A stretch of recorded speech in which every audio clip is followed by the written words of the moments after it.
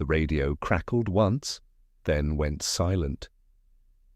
It was June 7th, 1944, somewhere along the narrow roads threading through the Norman bocage, where hedgerows grew thick as fortress walls and the summer air hung heavy with dust and diesel smoke. Oberstleutnant Wilhelm Becker stood in the open turret of his command Panzer, eyes scanning the sky through the canopy of leaves overhead. His column, 37 tanks, half-tracks, supply trucks, and self-propelled guns, stretched nearly 2 kilometers behind him along the sunken road. They had been moving since dawn, racing toward the coast, where American paratroopers had carved out positions that needed crushing. Becker checked his watch. 13:47 hours.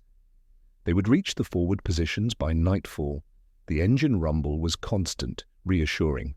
Then he heard it, a sound that didn't belong, a distant hum growing louder, becoming a roar that seemed to come from everywhere at once.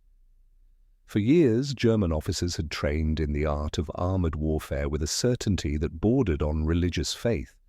The panzer divisions were the spearhead of the Reich, the instrument of blitzkrieg that had shattered Poland in weeks, brought France to its knees in 40 days, and carved deep into the Soviet Union across a front that stretched from the Baltic to the Black Sea. Speed, concentration of force, combined arms doctrine, these were the pillars of German tactical superiority.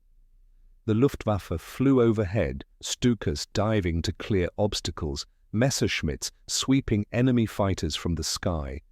The system worked because air superiority was assumed, guaranteed, woven into every operational plan. By the summer of 1944, that assumption had become a memory, then a lie, then a nightmare that descended from cloudless skies without warning or mercy. Wilhelm Becker had fought in France in 1940, where the greatest danger from above came from scattered French bombers that appeared, dropped their payload with questionable accuracy, and fled before the flak batteries could properly range them. He had fought in Russia, where Soviet aircraft were numerous but primitive, their pilots brave but often poorly trained, their attacks costly but survivable. The Eastern Front taught him that air attacks were dangerous but manageable. You dispersed your vehicles, you moved at night when possible, you positioned flak guns at intervals along the column. These were inconveniences, tactical considerations, not existential threats. Nothing in his experience, nothing in his training had prepared him for what the Americans and British had brought to the skies over Normandy. The sound resolved into distinct engine notes now, multiple aircraft, many of them, approaching fast and low. Becker grabbed his radio handset, shouting orders for dispersal, but even as the words left his mouth, he knew they were futile. The road was narrow, hemmed in by hedgerows on both sides, with nowhere to go except forward or back, both directions already choked with vehicles. The lead Panther tank ahead of him lurched to the left, trying to bull its way through the hedgerow, but the ancient Norman earthworks were tougher than they looked, roots and packed soil that had stood for centuries. The tank wallowed, half through, engine screaming, going nowhere. Other vehicles tried to reverse, creating instant chaos as trucks collided with half-tracks, personnel carriers jackknifed across the road. And then the first fighter bomber appeared above the tree line, coming in so low Becker could see the invasion stripes painted on its wings, black and white bands that marked every Allied aircraft over France. It was a Republic P-47 Thunderbolt, and it was not alone. They came in what the pilots called a cab rank, a rotating pattern where aircraft stacked up at altitude, then dove in sequence, striking, climbing, circling back to attack again. The Americans had perfected this technique through months of practice, coordination between ground controllers and flight leaders becoming so seamless that air support could be summoned like artillery, requested by radio, and delivered within minutes. The P-47s carried 8 50-caliber machine guns, 4 in each wing, weapons that fired rounds the size of a man's thumb, at a rate of 800 per minute per gun. When all 8 fired simultaneously, the combined stream of bullets weighed nearly 100 pounds per second, a river of lead and steel that could saw through armor plate, engine blocks and human bodies with equal indifference. But guns were just the beginning. Each Thunderbolt also carried rockets, bombs, or both. The aircraft diving toward Becker's column were loaded with 5-inch high-velocity aircraft rockets, 10 per plane, each one capable of penetrating the top armor of any German tank. The first aircraft opened fire at 400 meters, the sound like heavy canvas being ripped apart, magnified 1,000 times. The 50 caliber rounds walked up the road in visible lines, tracer fire mixed with armor-piercing incendiaries, every 5th round glowing orange-red as it arced downward. The lead Panther, still stuck halfway through the hedgerow, erupted in sparks as bullets found the thin top armor of the engine deck. Smoke poured from the vents. The rockets came next, 2 of them launched from under the P-47's wings with trails of white smoke crossing the distance in less than a second. The first rocket struck the Panther's turret at an oblique angle and glanced off, exploding in the field beyond. The second hit the junction between turret and hull and penetrated. The internal explosion was muffled but catastrophic, the force seeking the path of least resistance, which meant up through the open hatches. Flame and black smoke vomited from the turret as ammunition cooked off inside. No one emerged. Becker threw himself down inside his own turret, pulling the hatch closed above him, knowing it was psychological shelter more than real protection. The steel roof of the Panzer was 25 millimeters thick, enough to stop shell fragments, utterly inadequate against rockets or the concentrated fire of 8 heavy machine guns. Around him, the column was disintegrating. A second P-47 screamed past, rockets lancing toward a fuel truck in the middle of the convoy. One missed, the other struck the truck's tank dead center.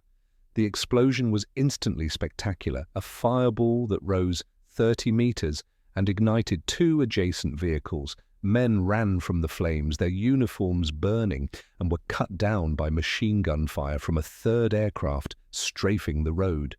The attacks were overlapping now, multiple planes hitting different sections of the column simultaneously, methodical and professional. There was no panic in the American attack pattern, no wild expenditure of ammunition.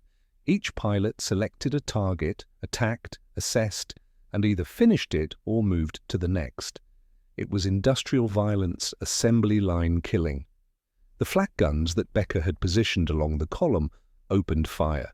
Their 20mm cannons sending streams of explosive shells skyward, but the P-47s were too fast, too low, attacking from multiple directions. One aircraft took hits in the wing, visible holes appearing in the aluminum skin, but it completed its attack run, released its bombs, and climbed away, trailing thin smoke. The bombs, 2 500-pounders, hit among the half-tracks at the rear of the column. The blast wave flipped one vehicle completely over, crushing the men inside. The crater left in the road was 4 meters across, and still they came, plane after plane, the cab rank system ensuring there was never a pause, never a moment to reorganize or respond effectively.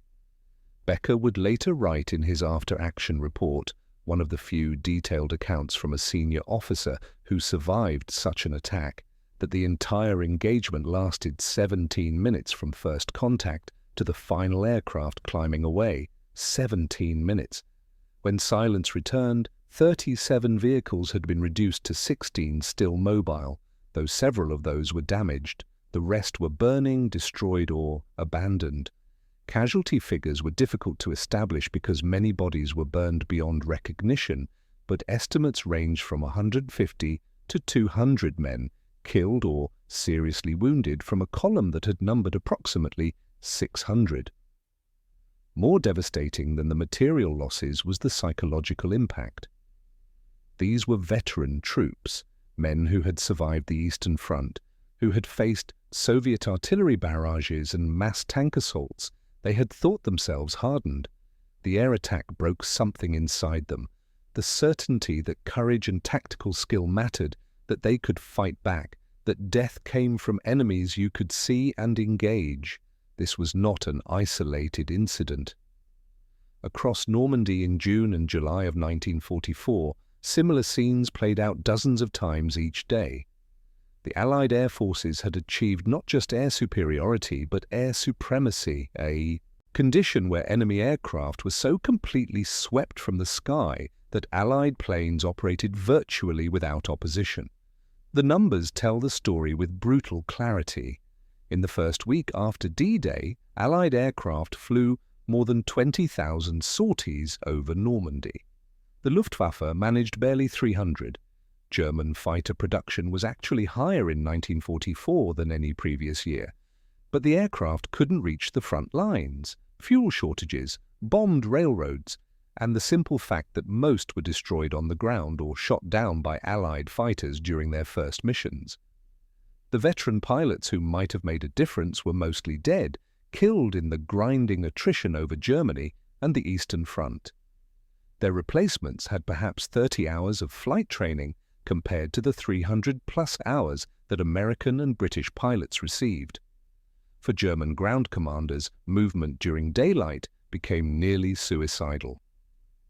The 2nd SS Panzer Division, Das Reich, one of the elite formations of the German army, was ordered to move from southern France to Normandy immediately after D-Day.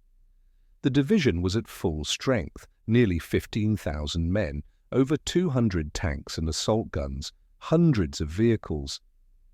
Under normal conditions, the move would have taken 3 days. It took 17.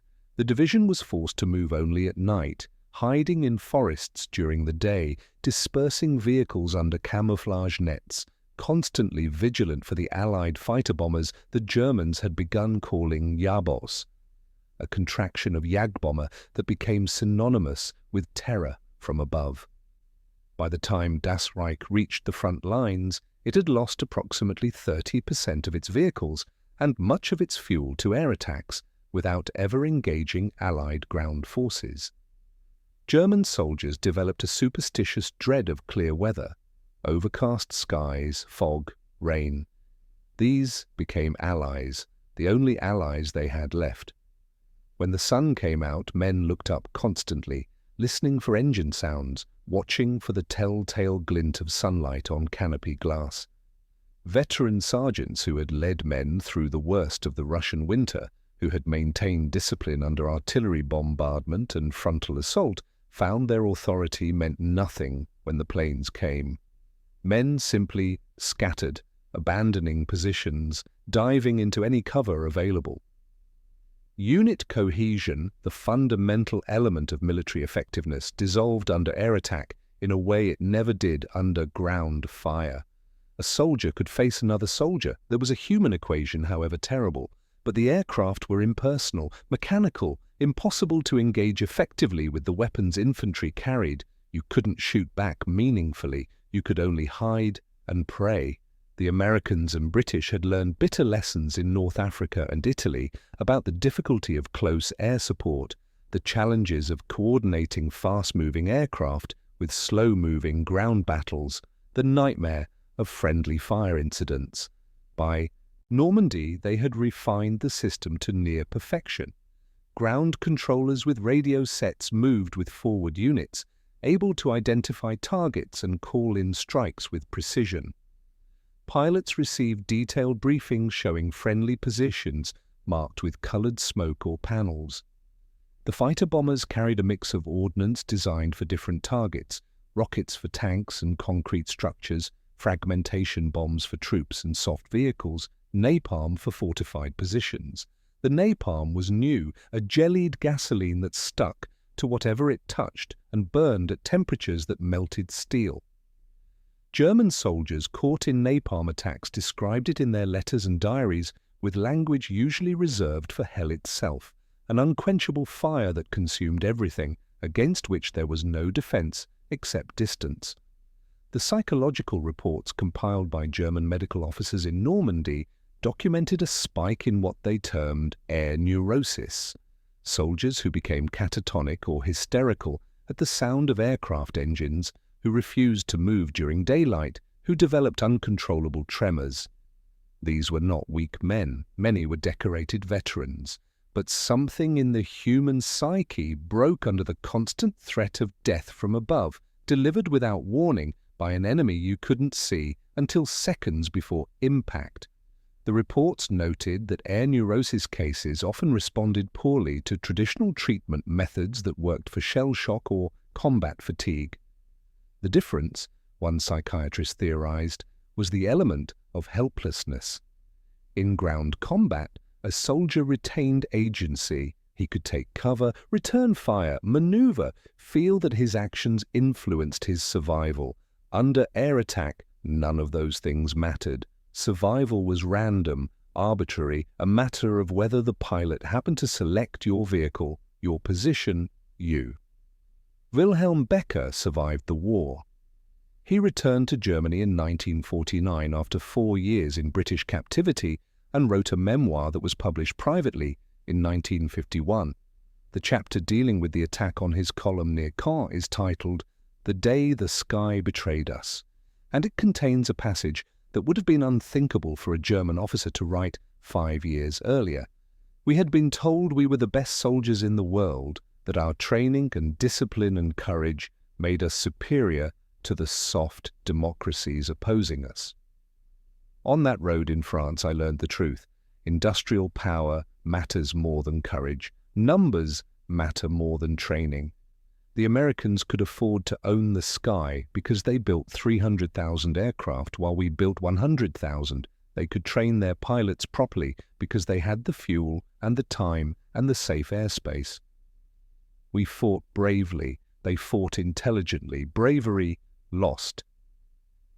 The Allied air campaign over Normandy was not without cost. Hundreds of aircraft were shot down by German flak, which remained effective and deadly throughout the campaign. Hundreds more crashed due to mechanical failure or pilot error.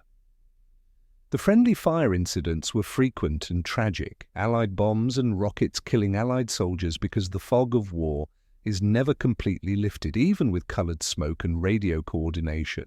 But the losses were sustainable because the production base was so vast. For every P-47 shot down, 4 more rolled off American assembly lines. For every pilot killed, 6 more completed training. The calculus was brutal but simple. The Allies could afford the losses. The Germans could not. In the end, the German army in Normandy was not so much defeated as disintegrated, ground down by an enemy who attacked from every direction simultaneously, who could call down fire from the sky faster than artillery could be repositioned, who turned every road into a killing ground and every daylight movement into a calculated risk that often proved fatal. The Wehrmacht that retreated across France in August 1944 had lost more than men and equipment. It had lost the operational mobility that had been the foundation of blitzkrieg. The hunter had become the hunted, and the sky that had once belonged to Stukas and Messerschmitts now belonged utterly to the democracies they had sought to conquer. There is a memorial now near the village of Gavras, where Becker's column was destroyed. It doesn't mark his battle specifically. Dozens of similar actions occurred within a few kilometers. The memorial is a simple stone with a plaque noting that this area saw heavy fighting in June 1944. Sometimes on clear summer days you can still hear aircraft overhead, commercial jets following flight paths that cross Normandy on their way across Europe. The sound is nothing like a P-47 at full power, rockets armed, diving toward a trapped column.